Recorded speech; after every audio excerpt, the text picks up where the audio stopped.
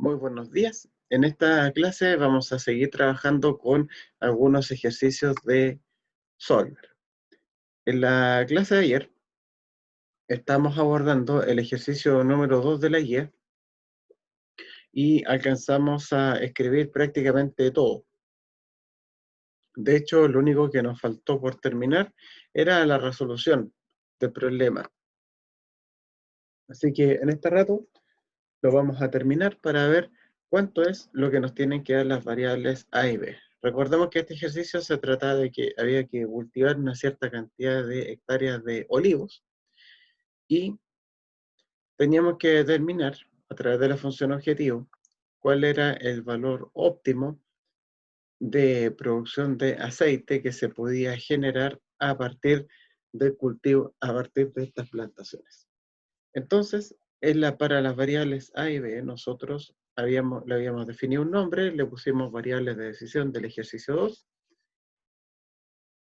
Esas son mis variables de decisión. Tenemos acá la función objetivo. Y vamos con eso. Recuerden que en la parte de la función objetivo, acá, en la parte de la función objetivo y de las restricciones, tenemos que meter fórmulas, ¿ya? Y la función que interviene para poder hacer toda la parte de las fórmulas es la función suma producto, ¿ya? Esa es la función que nosotros vamos a usar para hacer la fórmula de la función objetivo y para modelar la parte izquierda de cada una de las restricciones de este problema, ¿ya? Entonces, muchachos, vamos a partir con esto y nos fuimos.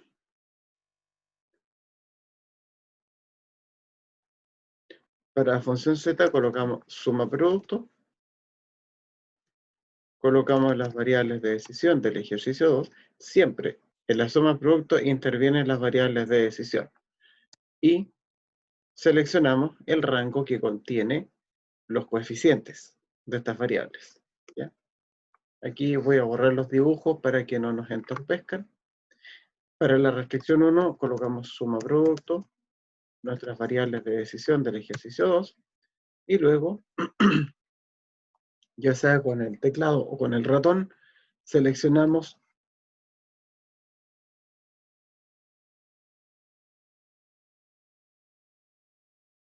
los números que corresponden con la restricción número 1.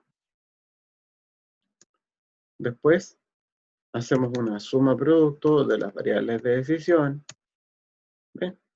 Es repetir siempre lo mismo.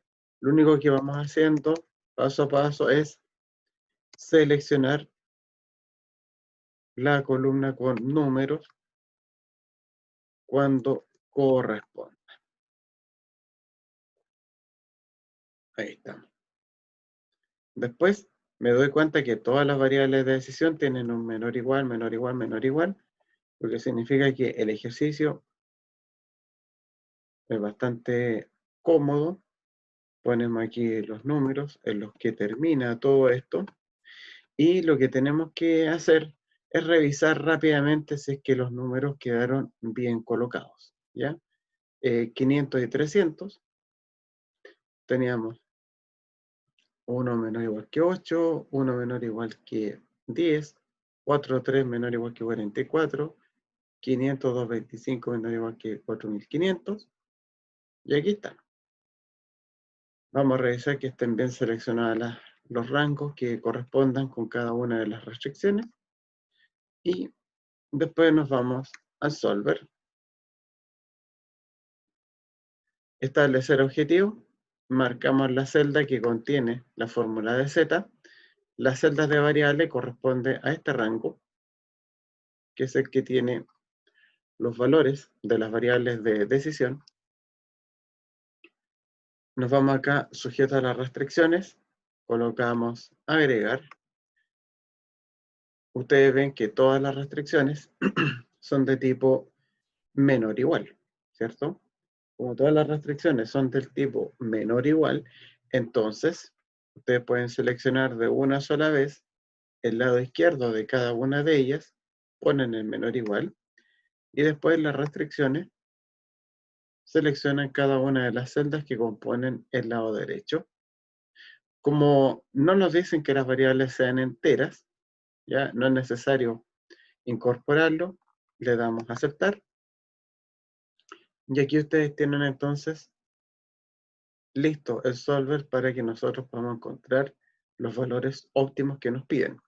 Esta parte de convertir variables sin restricciones en no negativas es para indicar que las variables de decisión son no negativas, que como yo les decía, es la restricción que heredan todos estos, es la restricción que heredan todos los problemas de programación lineal.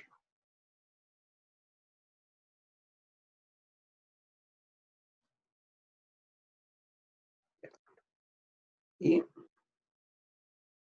después de esto apretamos el botón resolver. Ahí esperamos un poco. Solver encontró una solución. Y ahí tenemos entonces el resultado final. Tenemos el resultado final del problema.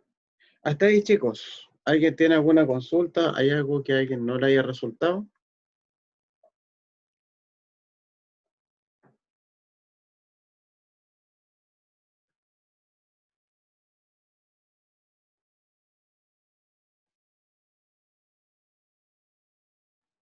Perfecto. Ya, muchachos. Lo que sí sería bueno es colocarle un formato personalizado a las celdas que contienen las variables de decisión. ¿Para qué? Para que nosotros podamos saber cuál es la unidad de medida en la que están expresadas. Veamos. La variable A y B me hablan acerca de cantidad de hectáreas. Entonces sería bueno que acá dijera, por ejemplo, 6 hectáreas y aquí 6,7 hectáreas, por ejemplo. Para eso seleccionamos las celdas, le damos control 1 para poder eh, acceder al menú de formato de celda, le damos personalizado y aquí lo voy a colocar el formato 0,0 y entre comillas dobles le voy a colocar hectáreas.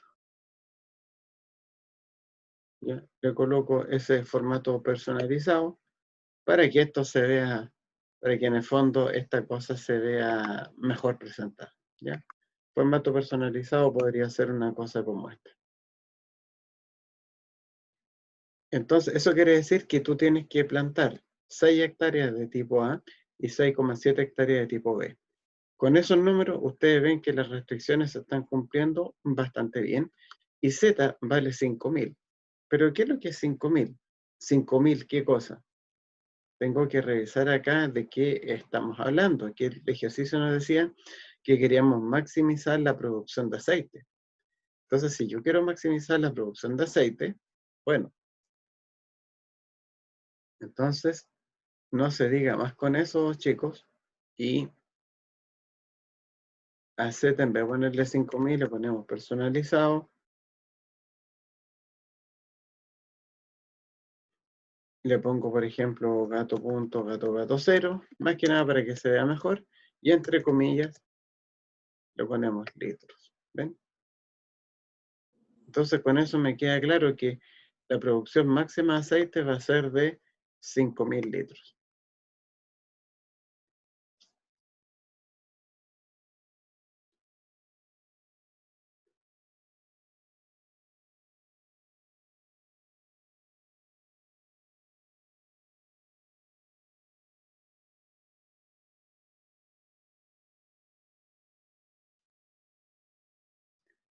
Ya, muchachos, ¿alguna consulta hasta ahora?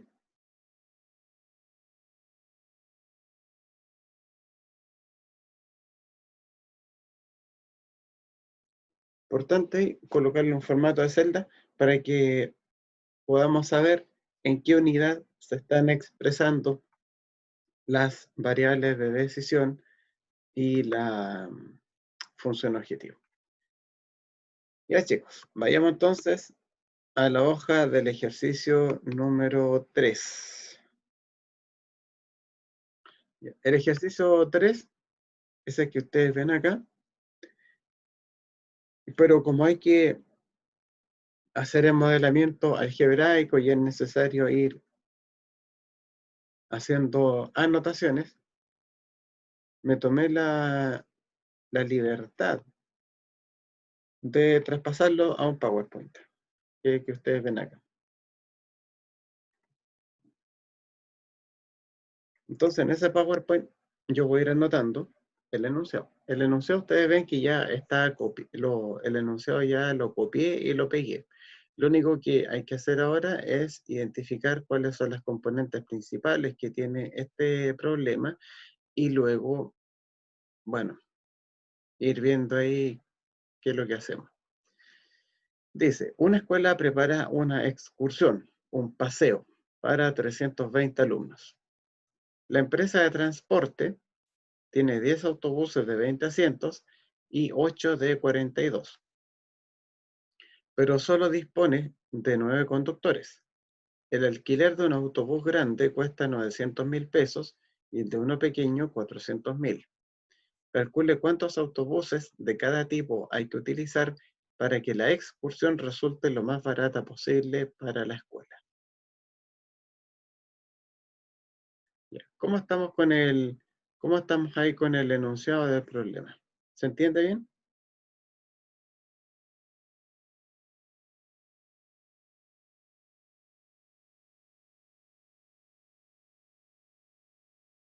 Acá nos dice lo que nosotros queremos hacer.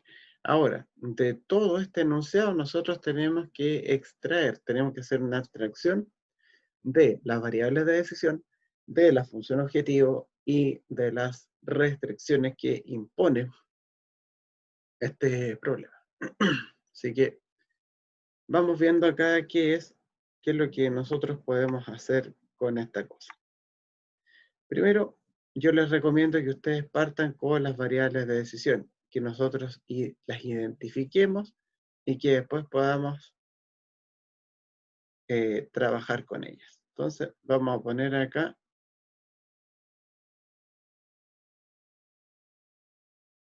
vamos a identificar las variables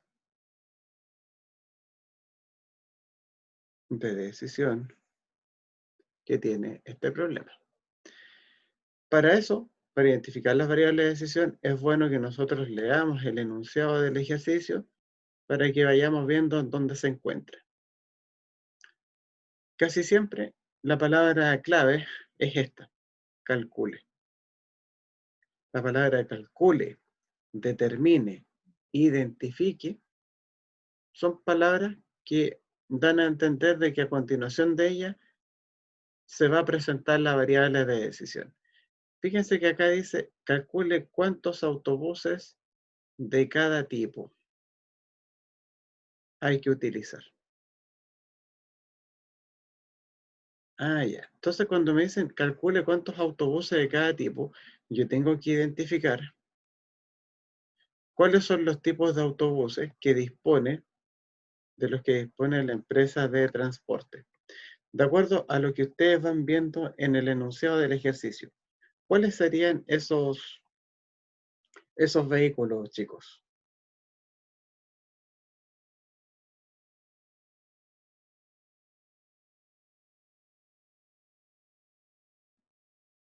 ¿Cuántos tipos de autobuses son los que dispone la empresa?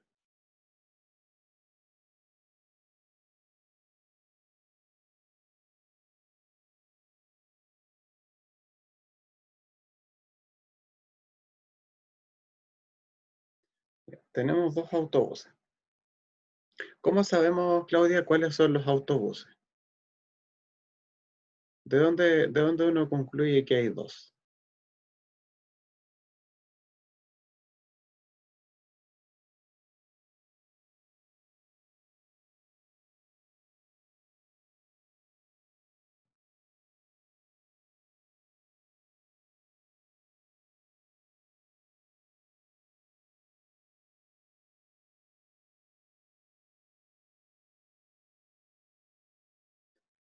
O dicho de otra forma, ¿cuáles son los tipos de autobuses que vemos? porque dice que hay buses con 20 asientos y otros con 42 asientos. Fíjense que también me dicen buses grandes y buses pequeños, ¿cierto? Podríamos decir que el bus grande es el que tiene capacidad de 42 y el pequeño es el que tiene 20 asientos. Entonces, a las variables de decisión les tenemos que colocar un nombre, ¿ya? ¿Qué nombre le colocarían ustedes a las variables de decisión?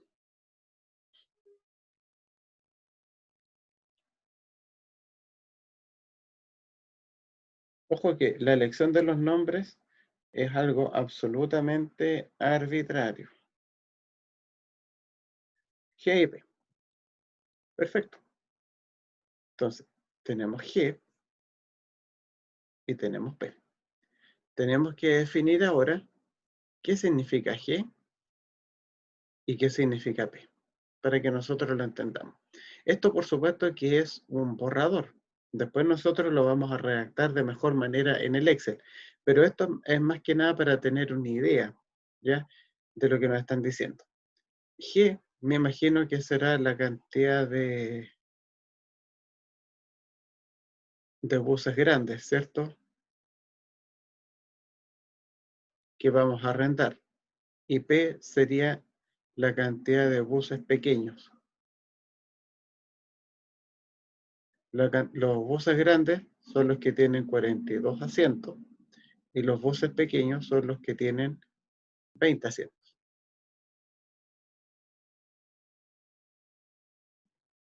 Perfecto. Después que nosotros identificamos las variables de decisión, tenemos que plantear nuestra función objetivo. Ponemos la función z igual. La función objetivo, como yo le he dicho en otras oportunidades, se escribe en términos de las variables de decisión que tiene el problema. O sea, quiere decir que en alguna parte va a aparecer la letra G y en otra parte vamos a tener la letra P. ¿Ya? Vamos a tener G y vamos a tener la P. Tenemos que determinar nomás qué número multiplica la G y qué número multiplica a la P. Aquí, ¿cuál va a ser el coeficiente de la G?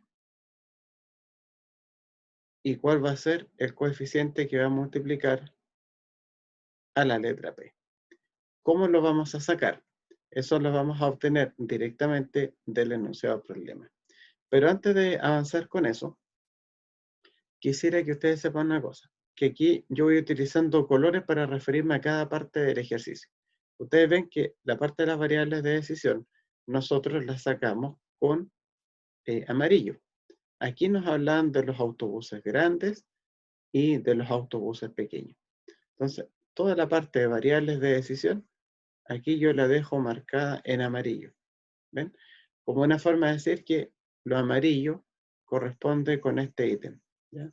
De las variables de decisión. A lo que sea función objetivo le voy a asignar otro color para que nosotros podamos eh, identificarlo. Cosa que cuando ustedes estudien se pueden ir guiando por los colores y con el video. Entonces voy a sacar ahora otro color y veamos. Calcule cuántos autobuses cada tipo hay que utilizar. ¿Para qué? Cuando me dicen ¿para qué? ¿Ya? Esa frase ¿para qué? Me da a entender de que viene la función objetivo. ¿Por qué? Porque el para qué se puede interpretar como con el objetivo de que la excursión resulte lo más barata posible para la escuela. Cuando me dicen lo más barata posible, eso, ¿ya? Cuando me dicen, y lo voy a anotar acá abajo, cuando me dicen lo más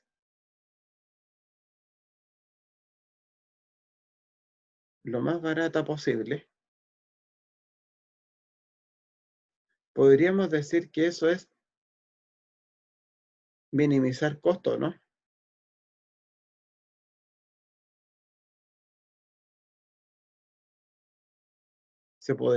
Lo podríamos entender así. que lo más barato posible signifique minimizar costos?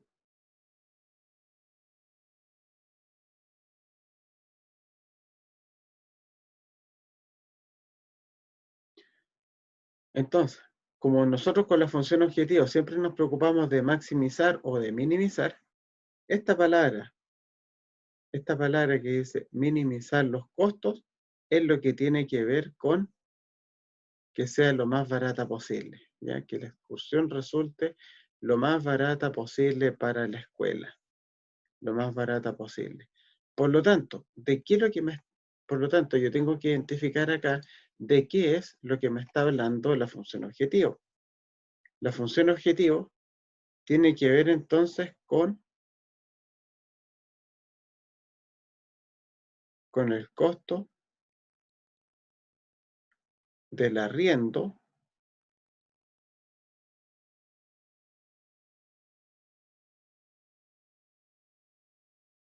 de los buses. ¿Ya?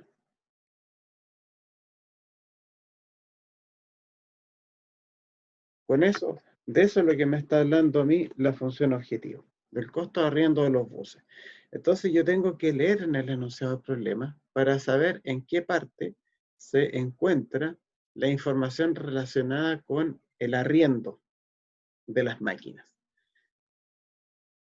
Vamos viendo, tiene una excursión 320 alumnos, no me están hablando de plata.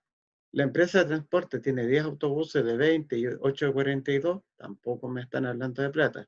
Pero solo dispone de 9 conductores, tampoco me hablan de plata. El alquiler de un autobús grande cuesta 900 y el de uno pequeño 400.000.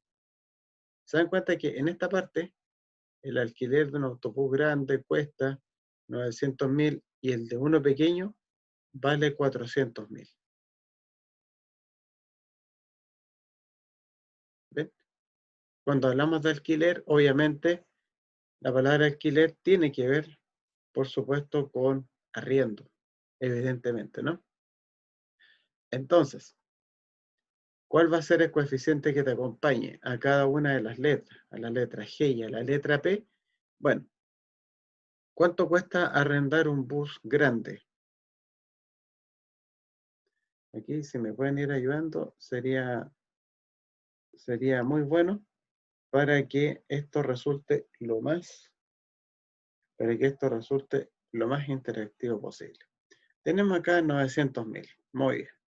Entonces tenemos 900.000. 900.000. ¿Y cuánto es lo que me cuesta arrendar uno pequeño? Me vale 400.000. Entonces ponemos 400.000. ¿Y qué es lo que tengo que hacer con el término 900.000 G y 400.000 P? Lo que tengo que hacer es sumarlos. ¿Por qué? Porque el costo de arriendo de los buses se descompone entre lo que tú gastes con los buses grandes y con los buses pequeños. ¿Ven? Por lo tanto, ¿qué es lo que voy a querer hacer con la función z? Voy a querer minimizarla. Entonces aquí a la parte de la función z, nosotros aquí la pintamos, ¿ya? Como una forma de decir que toda esta zona, ¿ya? Que toda esta zona que ustedes ven acá, la zona de color, no sé, celeste claro, corresponde con la función objetivo del problema. ¿Ya? Ahí tenemos identificada esta zona.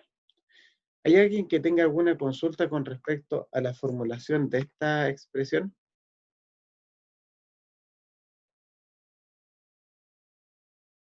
¿De por qué es 900.000 G más 400.000 P?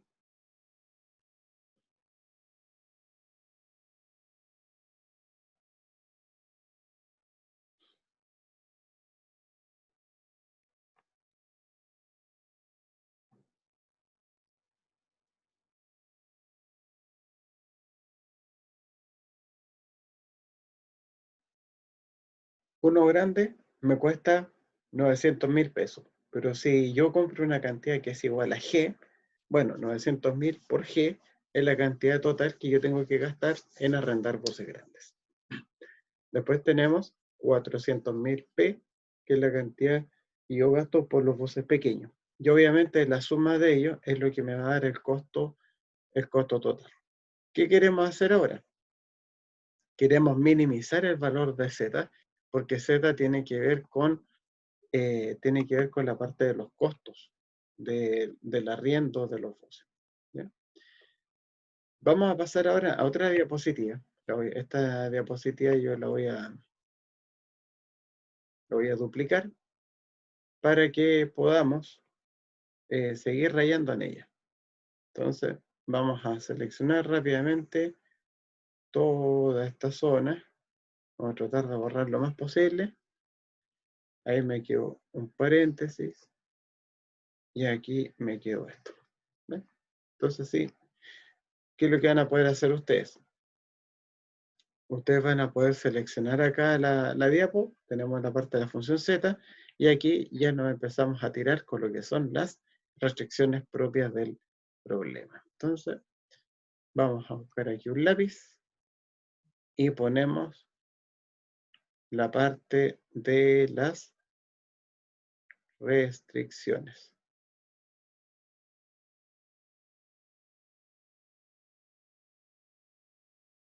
Las restricciones del problema.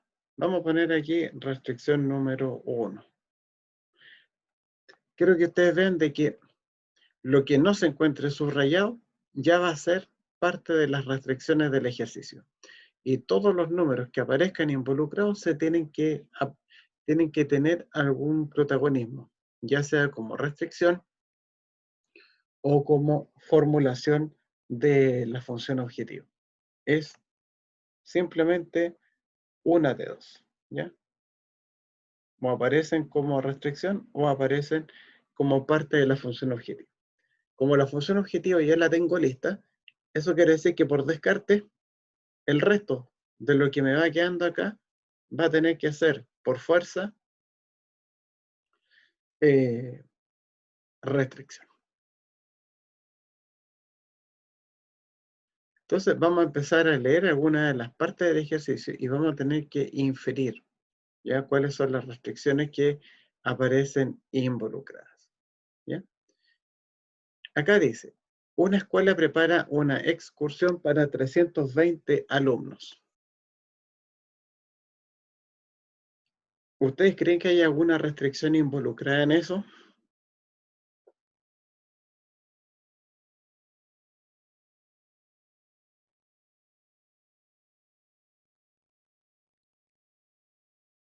¿O no?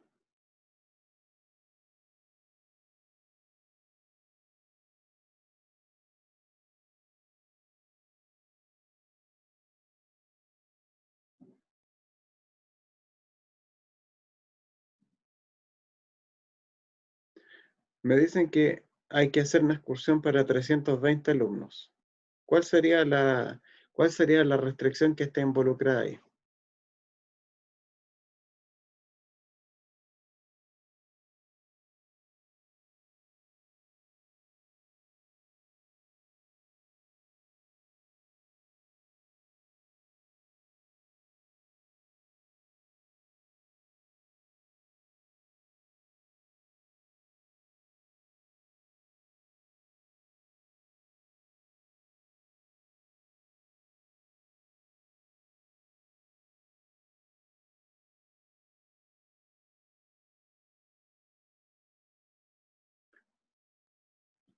Tratemos de inferir aquí las cosas que nos dice el ejercicio. ¿De qué manera los 320 alumnos que tienen que estar en el paseo, en la excursión, se puede transformar como una, gracias, se tiene que transformar, chicos, en una restricción?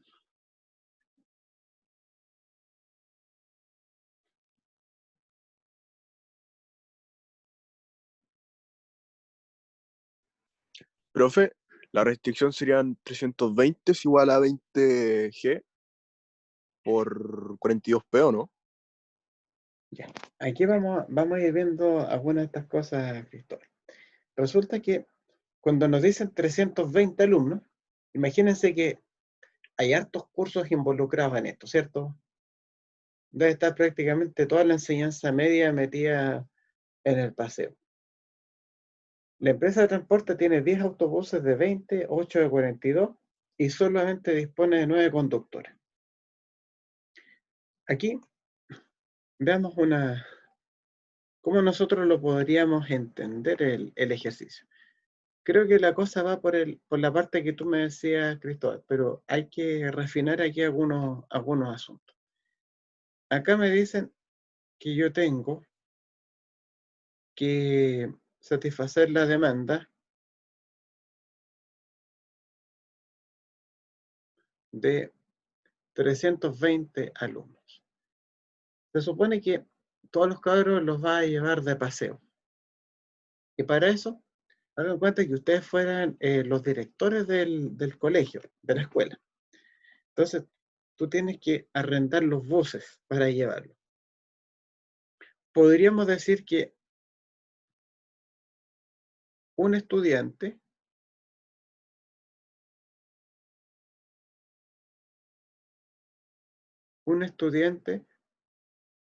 es un asiento, porque no me gustaría que los cabros se vayan parados en la micro. La idea es que todos los cabros se vayan sentados. Si un estudiante, no sé si me van siguiendo con eso, que un estudiante pueda ser equivalente a un asiento,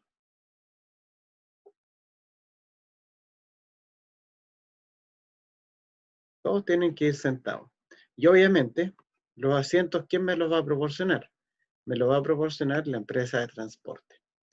Y esos asientos que nosotros tenemos acá, ¿cómo yo los voy a desglosar? Por una parte, voy a tener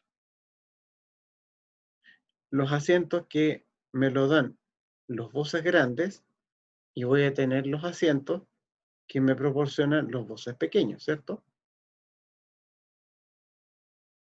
Y aquí voy a tener el número 320. Ya. ¿Qué pasa con el tema de los asientos? ¿Cuántos asientos, chicos, son los que me provee un bus grande? ¿Qué capacidad de asientos tienen los buses grandes? Vamos viendo acá. Tienen 42. O sea, piénsenlo de esta forma. Yo riendo un bus grande. Un bus grande me garantiza 42 asientos. Eso quiere decir que ya tienes 42 cabros que van a ir sentados ahí. ¿Cierto? Pero si tengo 42 cabros, eso quiere decir que me faltan 278 para llegar a los 320. Si yo tengo dos buses grandes, voy a tener 84 asientos. Si tengo tres buses grandes, va a ser 3 por 42. Y así. Si yo arriendo un autobús pequeño, ya garantizo que van a ir 20 chicos sentados. Si tengo dos buses pequeños, voy a tener 40 asientos garantizados. Si yo arrendo 6 buses pequeños, voy a tener 120. Por lo tanto, la cantidad total de asientos, ¿cómo lo podríamos representar? Yo veo cuántos asientos me garantiza un bus grande. Un bus grande me garantiza 42 asientos. Entonces colocamos aquí 42. Se dan cuenta que casi siempre intervienen las variables de decisión y colocamos, en este caso, el tema de la capacidad de asientos. Esa es como la dimensión, es como el contexto en el que estamos trabajando en esta restricción. Tenemos 42 asientos que me provee un bus grande y un bus pequeño me va a proveer 20 asientos. Por lo tanto, ¿qué es lo que representará? ¿Qué es lo que representará el número 42G más 20P? 42G es la cantidad de asientos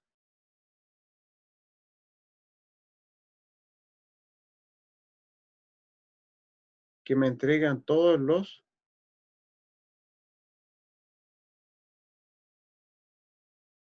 los buses grandes.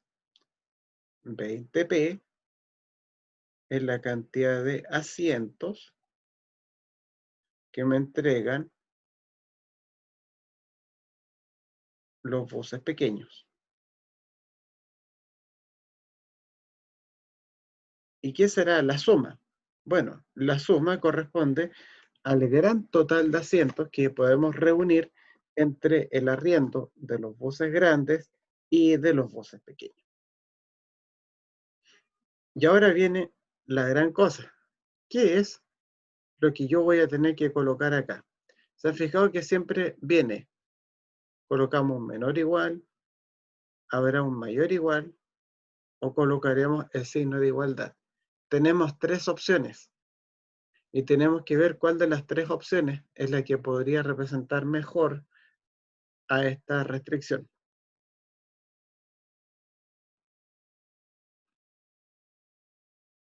Mientras tanto, tenemos la excursión para 320 alumnos, ¿ya? Tenemos 20 asientos en una y tenemos 42 asientos en otra. Ahí están representados estos números. Por supuesto que el número 10, el 8, será materia ya de otra restricción. ¿Cuál creen ustedes que será lo mejor que le podemos colocar acá? ¿Un menor igual, un mayor igual o un igual?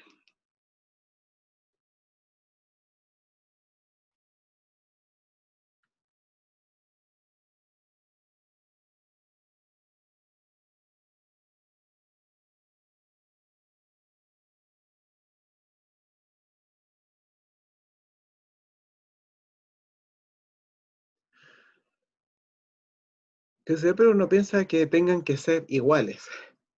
Ya. Veamos una cosa. ¿Podría ser menor igual que 320?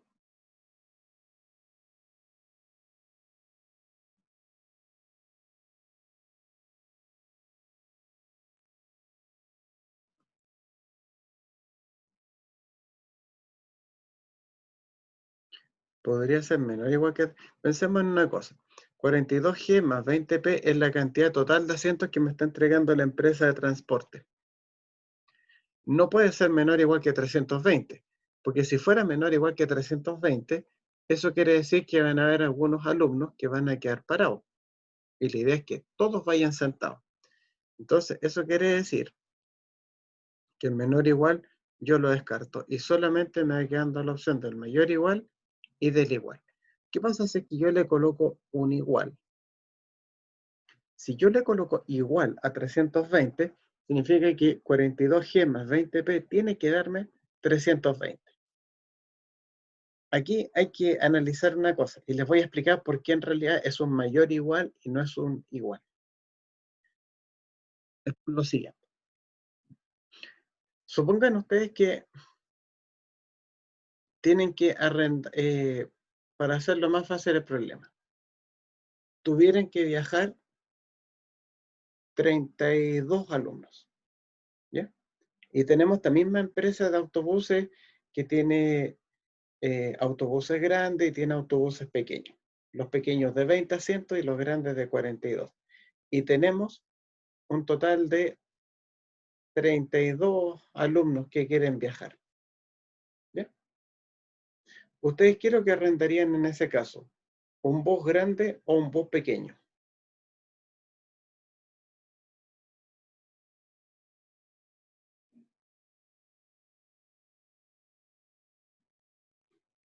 Si nosotros supusiéramos que en vez de tener 320 alumnos, tuviéramos solamente 32 cabros.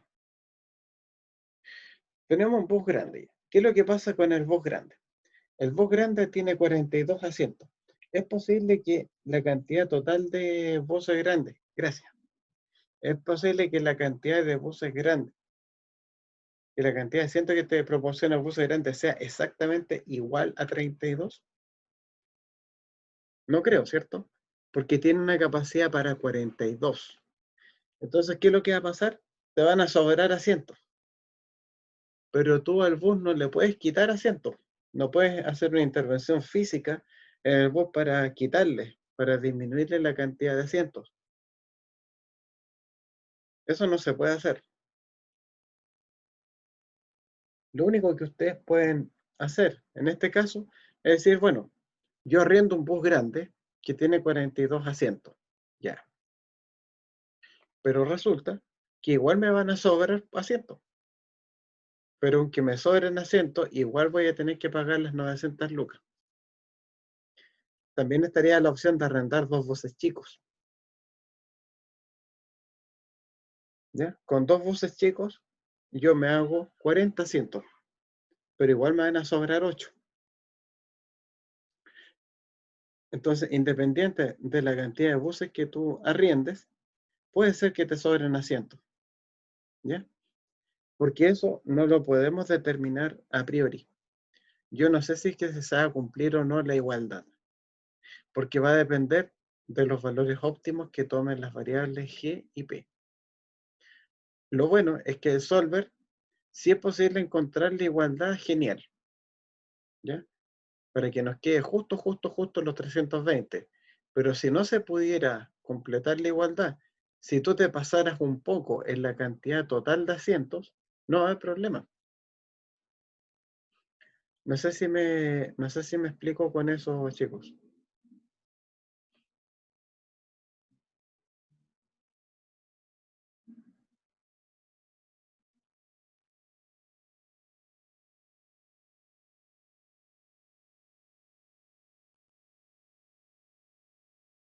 Con esto de los autobuses grandes, de los autobuses pequeños. De por qué no es un igual, sino que es un mayor igual.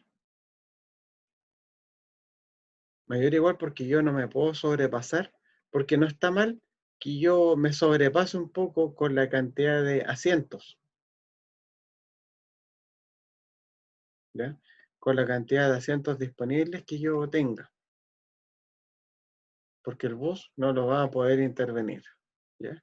Es como, por ejemplo, si yo quiero tomar un bus que vaya, por ejemplo, a Santiago, ya, que parte hoy a las 4 de la tarde, ya, el pasaje me van a cobrar 20 lucas, pero resulta que te van a cobrar 20 lucas si es que el bus va lleno o va vacío o va hasta la mitad.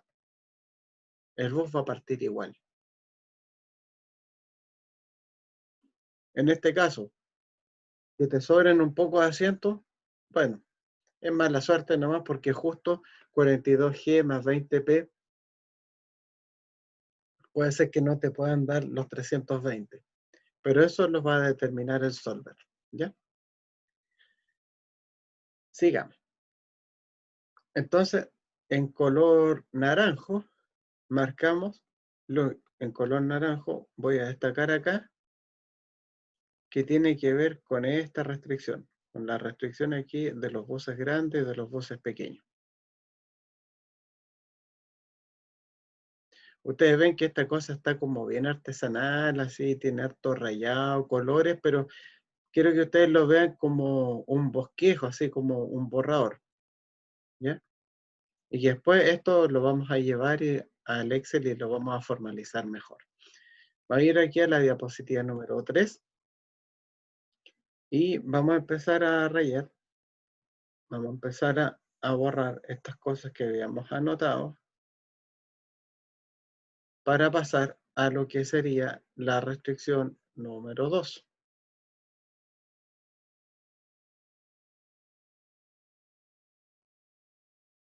Sigamos leyendo. Nos dice, la empresa de transporte tiene 10 autobuses de 20 asientos. ¿Ven? El número 20, el 42, nosotros ya lo empleamos en la restricción anterior. Así que esos números ya no corren. ¿Ya? Hay que centrarse solamente en los números que faltan por destacar. Vamos viendo. La empresa tiene 10 autobuses de 20 y 8 de 42. Ya. Esa hasta acá, hasta este punto. ¿Ya? Entre esta parte y esta parte. Lo que está ahí delimitado en color negro. Entre esto y esto. ¿Ya? ¿Ustedes creen que hay alguna restricción que se asome por ahí?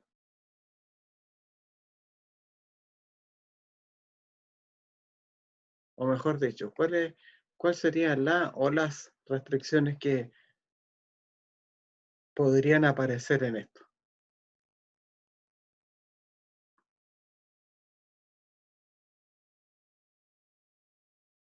Bien, bien, bien, bien, bien, bien. Aquí nos dicen, la empresa de transporte tiene 10 autobuses de 20 asientos.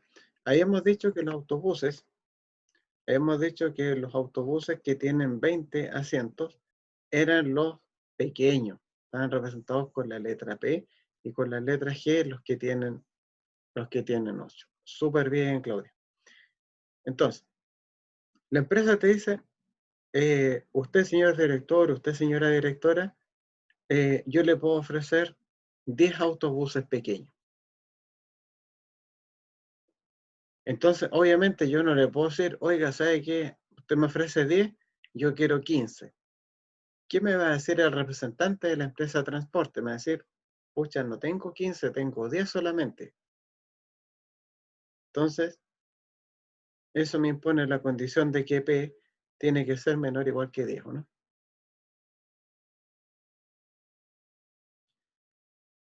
Entonces, ese P menor o igual que 10 ya va a pasar a ser una nueva restricción.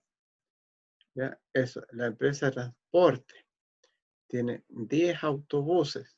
De esto se corresponde con esta restricción, ¿ya? De que P sea menor o igual que 10. Veamos ahora la próxima.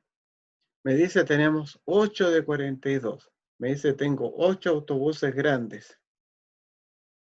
O sea, eso quiere decir que la cantidad de autobuses grandes que tú puedes arrendar tiene que ser menor o igual que 8, ¿no? No sé si tiene sentido eso para usted.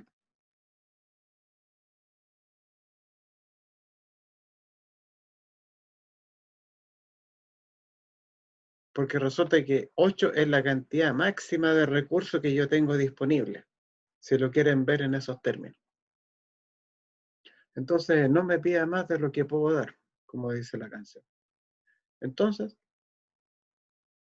para la restricción número 3, yo voy a tener esta restricción, que G sea menor o igual que 8. ¿Ven? Y yo tengo 8 buses de 42 asientos.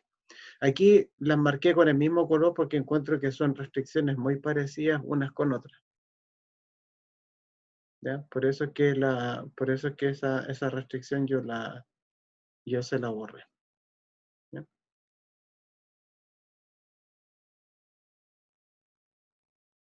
Ya, chicos, hasta ahí. ¿Cómo vamos con lo de las restricciones del problema?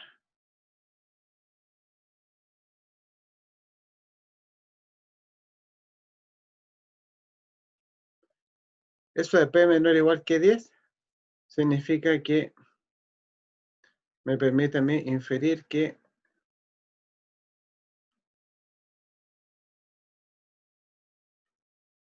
como máximo puedo arrendar 10 buses pequeños, ¿cierto? Y con G menor o igual que 8 significa que tengo un máximo de 8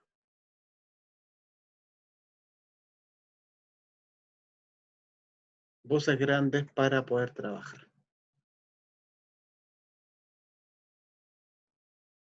Una cosa, estas diapositivas les van ayudando así como a clarificar mejor las ideas, ¿o no?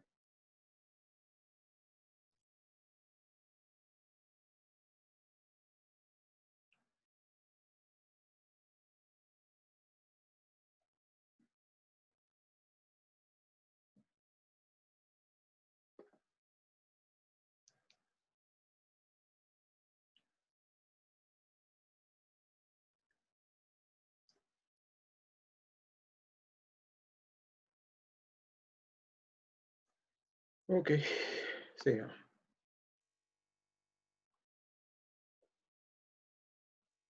Y ahora vamos a pasar a las últimas restricciones del problema. ¿Y cómo sé yo que estamos en las últimas? Porque ya no me queda casi nada para subrayar.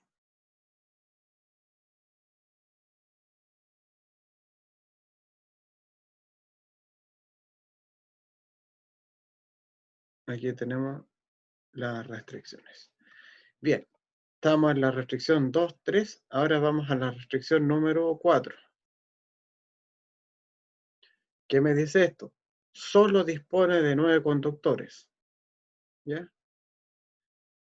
Me dice, solo dispone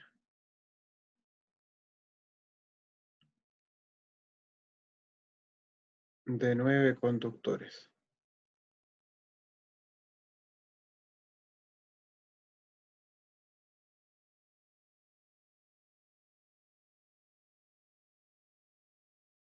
¿Ya? ¿Cómo creen ustedes que eso se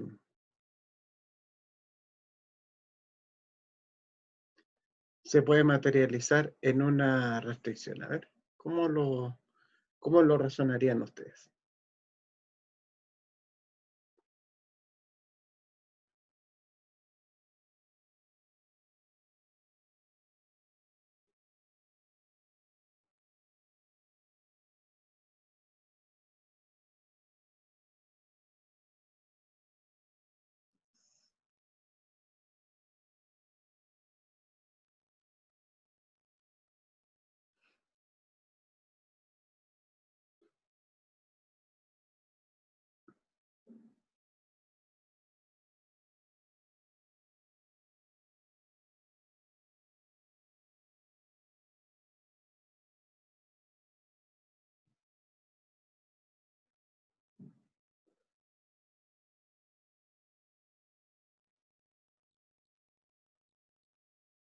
Ya. Muy bien, Claudia. ¿Por qué consideras tú que P más G tiene que ser menor o igual que 9?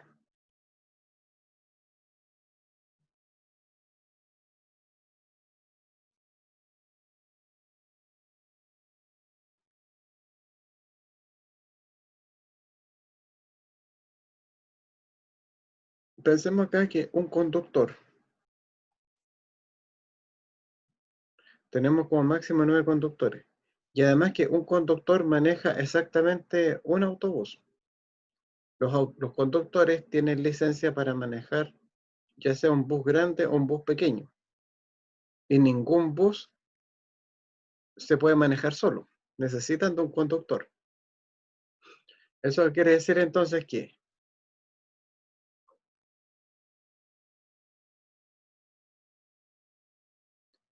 un conductor me maneja un bus pequeño. Un conductor me puede manejar un bus grande.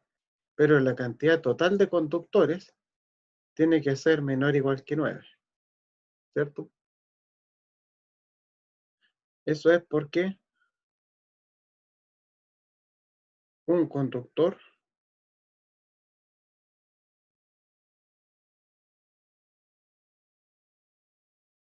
maneja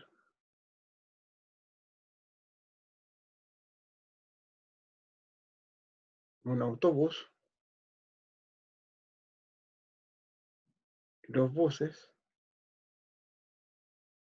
no andan solos. No son automáticos. ¿Ya? Necesitan de un ser humano que los maneje. Entonces, obviamente, que si tenemos 9 conductores, quiere decir que la cantidad de buses grandes más la cantidad de buses pequeños tiene que ser menor igual que 9. No sé si alguien tiene alguna consulta con respecto a esa restricción. Y dice, pero solo dispone de 9 conductores. Ahí está.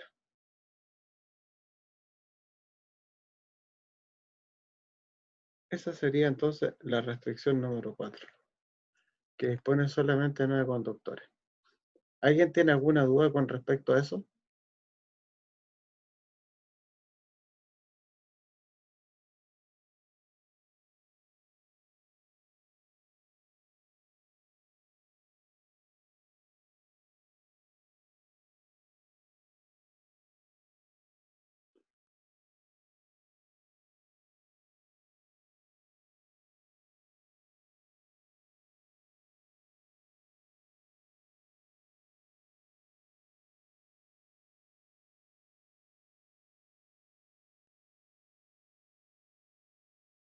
¿Ninguna consulta?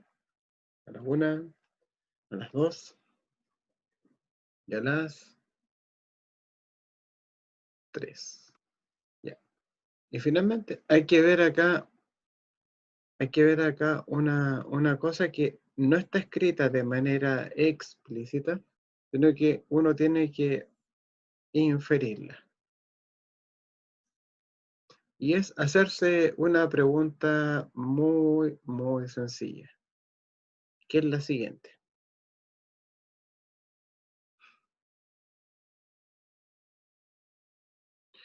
¿Ustedes en el colegio les enseñaron lo que eran variables en estadística les enseñaron lo que eran variables discretas, variables continuas, ¿no?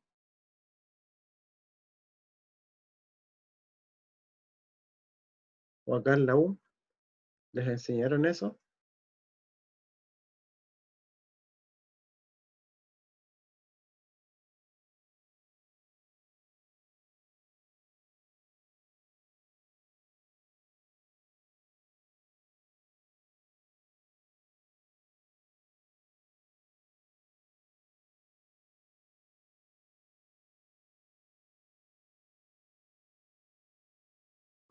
Bueno, hola, ¿me escuchan bien?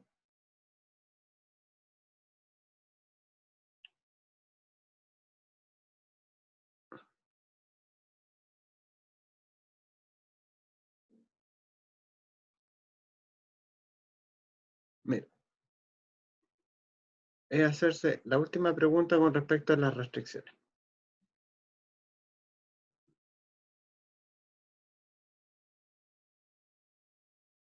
que es la siguiente. Eso es válido para cualquier ejercicio, ¿ah? Eso nunca se lo olvide.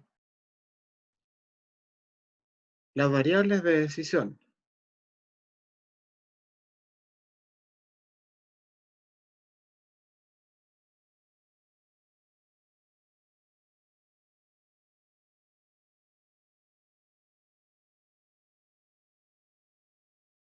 pueden tener decimales. Las variables de decisión era la cantidad de buses grandes, la cantidad de buses pequeños.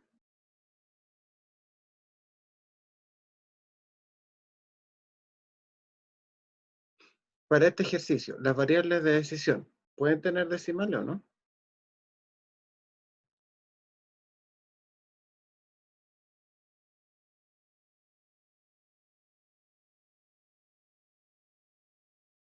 No. Acá tenemos nosotros dos posibles respuestas, ¿ya? Puede ser que sea que sí, o puede que sea que no, ¿ya? En uno u otro caso, la decisión es la siguiente. Si las variables pueden llevar decimales, para efectos del solver, nosotros vamos a decir que esos números van a ser reales. Si no pueden llevar decimales, por ejemplo, no puedes arrendar 3,2 buses grandes, se dice que las variables van a ser números cardinales. Van a ser números cardinales. ¿Qué significa que sean números cardinales? Significa que pertenecen a un conjunto que se llama n sub 0. ¿Y qué es lo que es n sub 0?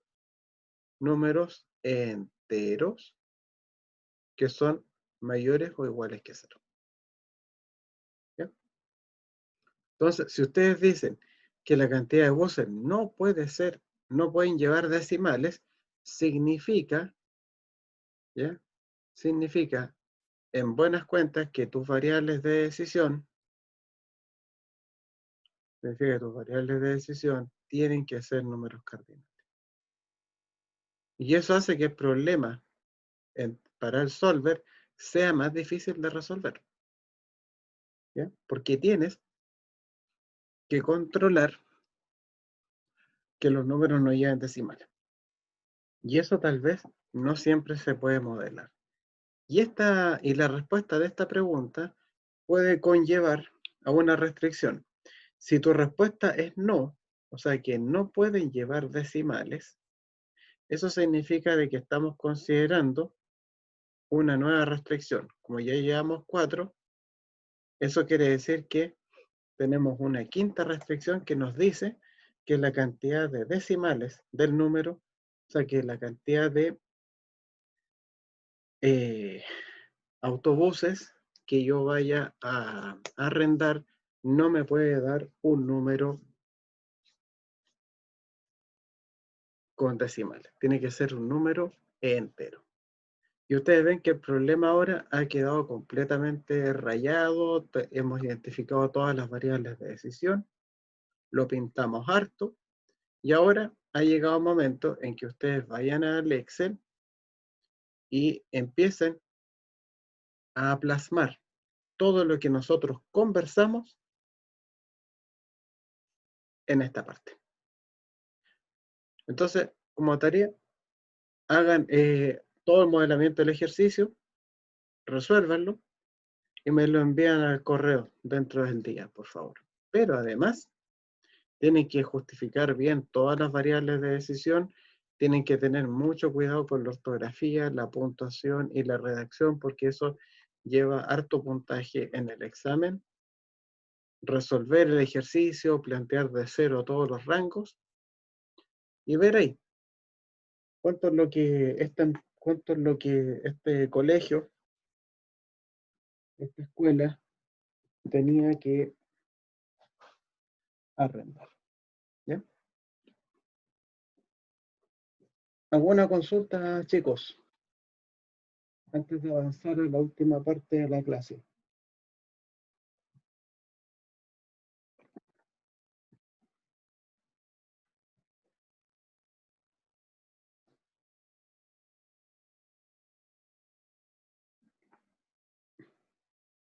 Veamos, veamos. Ya, muchachos. Eso sería todo por el momento. Por el momento. Ahora les quiero plantear una situación. Ya quiero transparentar una cosa con respecto al examen, que es la siguiente, que tiene que ver con la probidad, tiene que ver con la honestidad, ¿ya? Con tratar de no ser pillo, que es lo siguiente. Mira, yo les voy a mostrar aquí lo siguiente. Les voy a mostrar aquí la clase. Les voy a dar un ejemplo de lo que sería una prueba. Y esto, por favor, pongan mucha atención.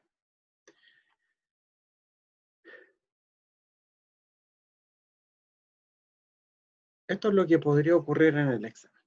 Ustedes tienen acá un enunciado, tienen los ejercicios, tienen acá las preguntas relacionadas con cada uno de los ítems y supongamos que nos piden calcular esto.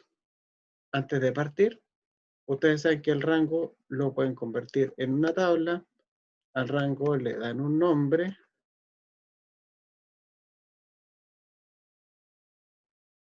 lo voy a colocar, por ejemplo, ventas, por decir algo, y están en esta situación.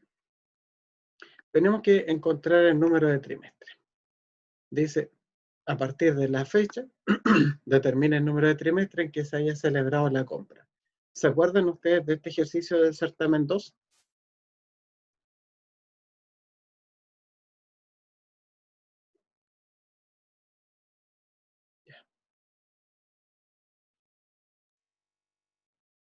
Ya. Por favor aquí, mucho ojo con lo que les voy a comentar. Supongamos que tienen que sacar el número de trimestre y resulta que esta cuestión no dio ni por si acaso, nos tupimos. E incluso en el grupo de WhatsApp, que seguramente deben tener para mandarse las respuestas de los ejercicios, nadie lo tiene. ¿Ya? Y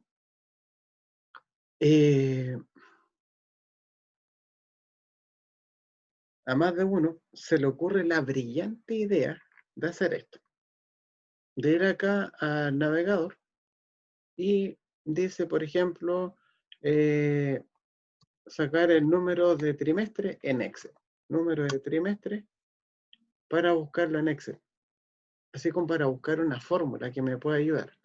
Porque total, que en el examen me dice, puedo usar apuntes. Yo no tengo cómo saber qué busco en internet. Entonces, que ustedes hagan esto. número de trimestre en Excel, miren.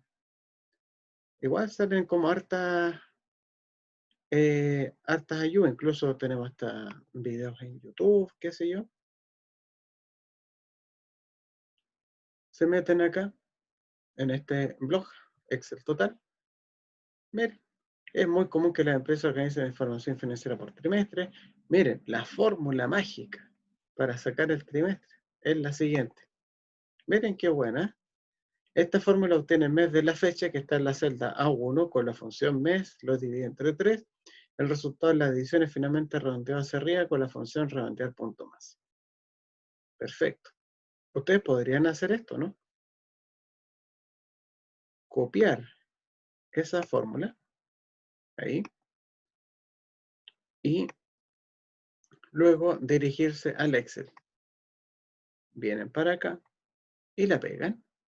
Salvo que en vez de colocar A1, bueno, ustedes marcan la celda que corresponde con la fecha, ¿cierto? Aquí. En vez de colocar A1, aquí yo procedo a seleccionar la celda que tiene la fecha. Divido entre 3. Ah, aquí hay una coma. Bueno, pero en vez de coma, ustedes le ponen un punto y coma para que te resulte.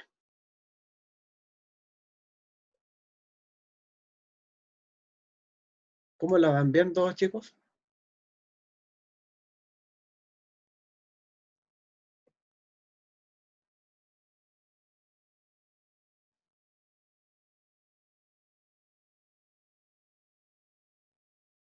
¿Sí? Risas nerviosas. Ya, listo, perfecto. Oh, estamos haciendo tonto el profe, lo estamos burlando. Qué pillo que soy. Aquí tenemos los trimestres. ¿Ven? Fórmula mágica, como dice Miguel ahí en su blog. Perfecto, mire. Pero maravilloso. Listo. Ahí está. Pero resulta que cuando yo revise la prueba, me voy a dar cuenta de lo siguiente. Miren, que acá dice redondear punto más. Esa función redondear punto más, nosotros nunca la vimos. Entonces me parece bien raro que llegue un alumno y ponga redondear punto más. Eso ya es sospechoso. ¿Bien? O bien que ponga redondear punto multo para redondear un múltiplo. Son funciones que no hemos visto. Ya están. Y el cabro dice, aquí compadre la hice de oro, ¿no? Porque ya sacamos el trimestre. Bacán. Sacamos, ¿cuánto? 15, 10 puntos. Impecable. Y sigamos adelante con esto. Nada raro. Nada raro, por ejemplo, que haya alguna fórmula para sacar ley de redondeo, para sacar alguna fórmula de esto y que nos pueda servir, ¿cierto? Y como esta fórmula a mí me sirvió, sigo adelante con otra, porque yo veo que me dan puros resultados válidos, ¿ven? 1, 2, 3, 4. ¿Por qué va a estar mal, cierto? Pero ustedes van a tener que hacer esto en el examen. En el examen ustedes van a tener 100 minutos, no van a tener los 80 habituales. Así que van a tener tiempo para hacer esto. Incorporé una hoja que se llama ayudas externas. ¿Ya? Una hoja que va a estar aquí con color rojo. Bien destacadita para que la vista se vaya para allá. Y les voy a leer aquí lo que dice. Dice así, si usted consultó de manera total o parcial. De manera total fue esto. Mandarle así, pero cara de palo a la fórmula completa. Lo único que hicieron ustedes fue cambiar el A1 por la fecha y una coma por punto y coma, porque estaba presentada en otro formato. De manera parcial significa que sacaron algunas partes de una fórmula. Si sacaron de manera parcial o total alguna fórmula desde alguna ayudantía, ejercicio de clase o de internet, por ejemplo, profes que en la ayudantía hicieron un ejercicio parecido y yo fui, hice unas tablas y las adapté. Usted tendrá que declarar esto en la tabla adjunto. ¿Ve? Por ejemplo, el cálculo del trimestre en la parte 1A. Yo declaro. ¿De dónde obtuve la información? La saqué de internet, la saqué de una ayudantía, la saqué de un ejercicio en clase. Y usted tiene que explicar con detalle, pero con absoluto detalle, lo que hace esa fórmula. ¿Ya? Ustedes no pueden hacer esto. No sé, profe, copié y pegué la fórmula y me dio. Ja, ja. Y una sonrisa. Así como soy terrible, vivo. O sea, Vivaldi es mi apellido. Si usted hace eso, aunque tú tengas la fórmula buena, te voy a poner 0 puntos en el ejercicio. Eso es para cuando han visto fórmulas que no han visto en clase, o bien alguna fórmula que hayamos visto en clase, pero que hayan obtenido de alguna ayudantía o de algún ejercicio. Cuando sean fórmulas que uno sabe que son como medias rebuscadas. ¿Ya? Ahora, lo que tampoco pueden hacer es esto. Por ejemplo, hacer esto. Pescar aquí la explicación que da Miguel, copiar y hacer esto. Vamos pegando nomás la explicación que dio mi socio. Ahí, listo. Para empezar, ¿qué hace la función redondear punto más? ¿Tú me la puedes explicar con tus propias palabras? Lo más probable es que como nunca vimos la función, el alumno no lo pueda hacer, porque puede ser que se vea agobiado con el tiempo. Entonces, si yo veo que la explicación está como sacada del manual de Excel de Microsoft, también va a estar malo porque el alumno no trabajó con total honestidad. La idea del examen es que ustedes demuestren que aprendieron, pero que aprendieron a trabajar con la fórmula, aprendieron a usar las herramientas que vimos en clase, y no que aprendieron a buscar fórmulas de por aquí y por allá y adaptarla y pegarla. Porque eso no es mostrar que uno sabe, que uno aprende. Es simplemente mostrar capacidad así como de adaptación para resolver eso.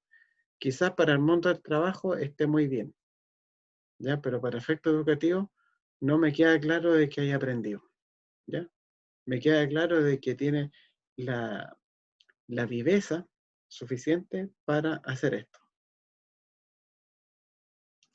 También, si durante la revisión de la prueba el docente encuentra alguna función que no se haya visto en clase y usted no la declara en esta hoja, me voy a dar cuenta al tiro si que están usando fórmulas raras. Usted no tendrá puntaje en ninguna de las preguntas en que salga involucrado. O sea, si esto valía, por ejemplo, 15 puntos, ¿ya? Y la fórmula está buena, pero no la declaró, porque ese redondear más nunca lo vimos en la vida, está mal. Y después no ocurre eso que en la revisión me digan, profe, que mire, que se me olvidó, que el tiempo, que se me cortó la luz, que justo chocó un camión afuera y cosas así. ¿Ya? Eso no ocurre. ¿Ya? No lo declaró, tiene 0 puntos en esa parte. Porque desgraciadamente, chicos, nuestra propia idiosincrasia chilena nos hace ser así, ser pillos, siempre tratar de burlar el sistema. Si nosotros fuéramos gente honrada, fuéramos gente honesta, seríamos un país desarrollado hace mucho tiempo. Pero desgraciadamente hay que andar ahí haciendo este tipo de cosas que son bastante incómodas. ¿Ya?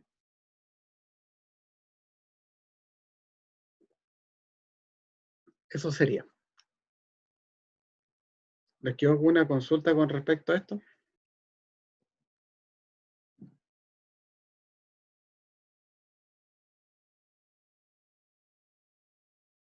Ya. Eso es para que no se les ocurra la brillante idea de ponerse a hacer trampa en la prueba. ¿Ya? Lo más honesto es que si no saben hacer algo, dejarlo en blanco nomás. Y si eso significa que yo tenga que reprobar la asignatura, que así sea, porque quiere decir que no aprendí. ¿Ya? Eso es lo que debería pasar. Pero van a tener 100 minutos, así que van a tener tiempo de más para trabajar en eso.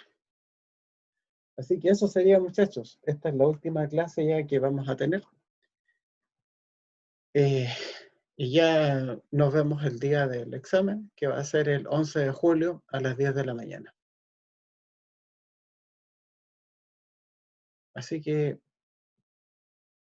con eso ya hemos terminado la materia del semestre.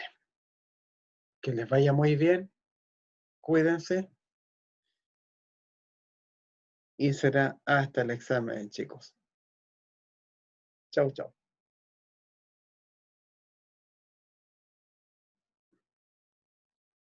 Nos estamos viendo. Igualmente, muchachos, nos estamos viendo. Cuídense. Que les vaya muy bien en todo.